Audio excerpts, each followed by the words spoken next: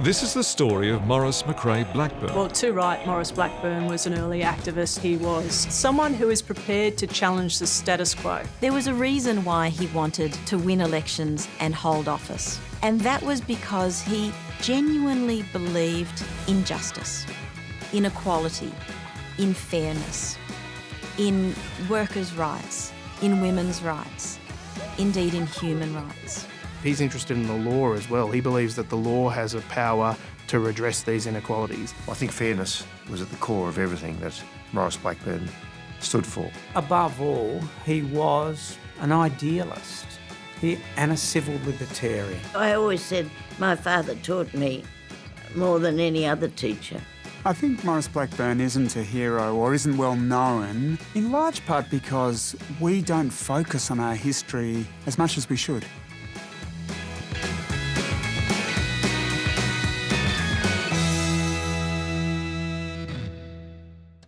History may have forgotten him, but in his lifetime, Maurice Blackburn was an electrifying, polarising agent for change, an eloquent, passionate, fiercely intelligent champion of the underdog, Australia's working class. This post-Federation era was a great time to be a young man or woman with ambitions and ideals to change the world. For people with energy, like Maurice, this was a time where you felt that you could actually do something, that you had channels, that you had a community of people who were all fighting and struggling for the same thing.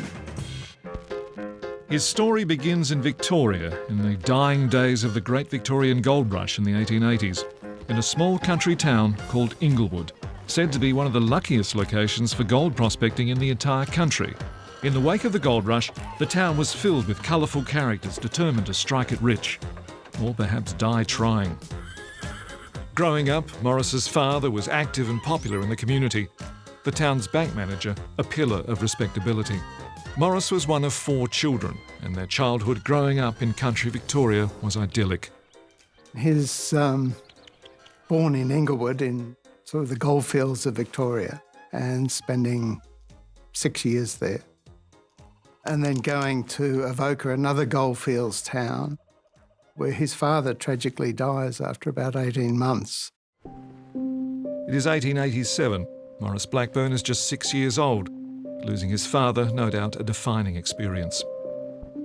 Maurice's mother, the stoic and pragmatic Thomason Cole, is faced with few prospects as a single parent, but she is determined to do the best for her 4 children. That meant leaving the country life behind. Buzzing and vibrant, marvellous Melbourne was rivalling the great cities of the world with its appetite for consumption, good times and excitement, all fuelled by gold rush money and the booming economy that went with it. Young Maurice's world had been turned upside down.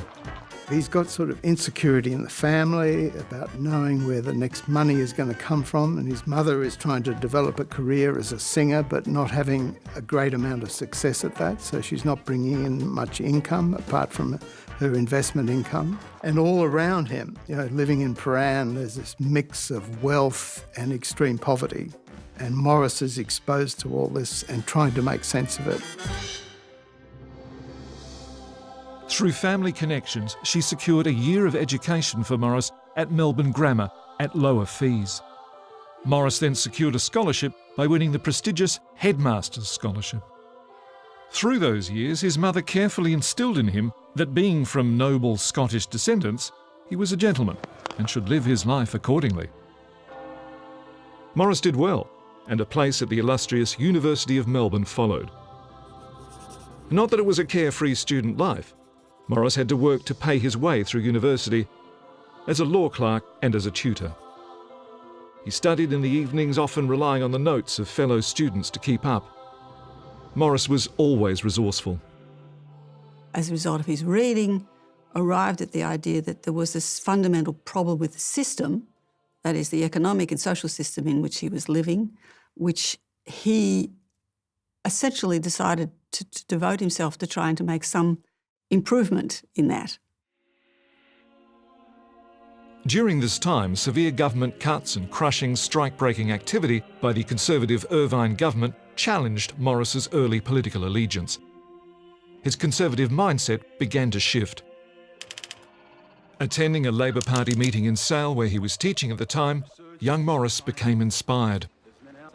Frank Tudor, one of the most prominent Labor MPs, came along to speak to a huge meeting, huge public meeting. And Tudor could almost have been speaking personally to Maurice. Tudor was saying, well, the only people you can put your faith in are the Labor Party, because they're for the uplifting of humanity, he said. The experiences in Sale, that he had in Sale, I think really helped to form and push him along on that political journey that he'd already embarked upon. By the time Maurice returned to Melbourne University to study law, the city was changing. Society was built up of a number of different groups of people who had dreams and visions for the future that were about reform, progressivism. They were utopians, feminists, socialists, a range of people who had really exciting ideas about how they wanted to see society become a better place, a freer place, a place where more people could enjoy and express their humanity in the full flourish of their knowledge and experience. Maurice was in his element, at the heart of the action, a young man with big ideas about equality, justice and fairness.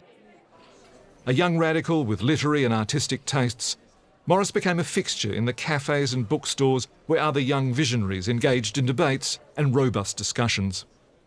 There was a sense of collective identity and of collective energy, of a real being on the verge of a breakthrough, not just in local politics, but in the world order.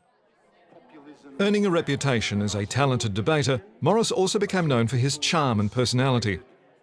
And despite suffering debilitating headaches and occasional blackouts throughout his law studies, a condition that would plague him his entire life, he finished his degree and was admitted to the Victorian bar in 1910. Focused on the future, he begins to see politics as a vehicle to make the changes he's desperately agitating for.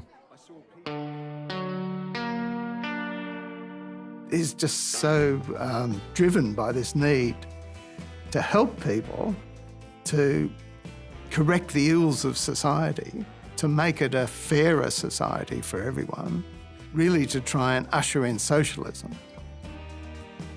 Maurice joined the Socialist Party in 1911, but soon realised that to effect real change, he'd have to make a choice and join the Labor Party.